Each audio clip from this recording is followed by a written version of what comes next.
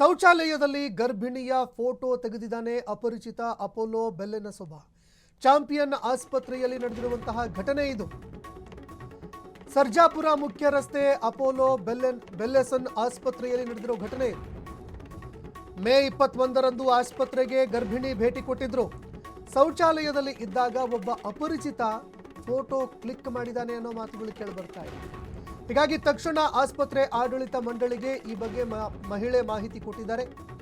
Mobile ಅನ್ನು ಪರಿಶೀಲನೆ ಮಾಡಿದಾಗ ಹಲವಾರು ಮಹಿಳೆಯರ ಫೋಟೋಗಳು ಪತ್ತೆಯಾಗಿದೆ.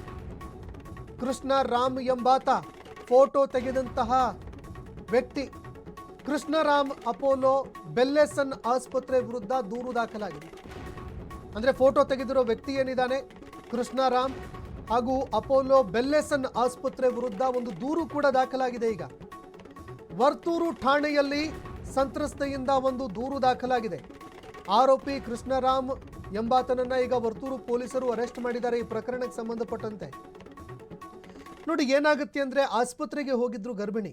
ಇದೇ ಸಂದರ್ಭದಲ್ಲಿ ಶೌಚಾಲಯದಲ್ಲಿ ಇರಬೇಕಾದಂತಹ ಸಂದರ್ಭದಲ್ಲಿ ಅವರಿಗೆ ಗೊತ್ತಾಗದ ರೀತಿಯಲ್ಲಿ ಫೋಟೋ ಕ್ಲಿಕ್ ಮಾಡಿದ್ದಾರೆ. ಅದಾದ ನಂತರದಲ್ಲಿ ಗರ್ಭಿಣಿಗೆ ಇದು ಹೇಗೋ ಗೊತ್ತಾಗುತ್ತೆ. ಗೊತ್ತಾದ ಕೂಡಲೇ ಈ ವಿಚಾರಕ್ಕೆ ಸಂಬಂಧಪಟ್ಟಂತೆ ಆಸ್ಪತ್ರೆ ಗಮನಕ್ಕೂ ಕೂಡ ತಂದರು. ಸಿಬ್ಬಂದಿಯ ಹೆಸರು ಕೂಡ ಗೊತ್ತಾಯಿತು. ನಂತರದಲ್ಲಿ ನೇರವಾಗಿ ಪೊಲೀಸ್ ಠಾಣೆಗೆ ತೆರಳಿ FIR ದಾಖಲು ಮಾಡಿದ್ದಾರೆ.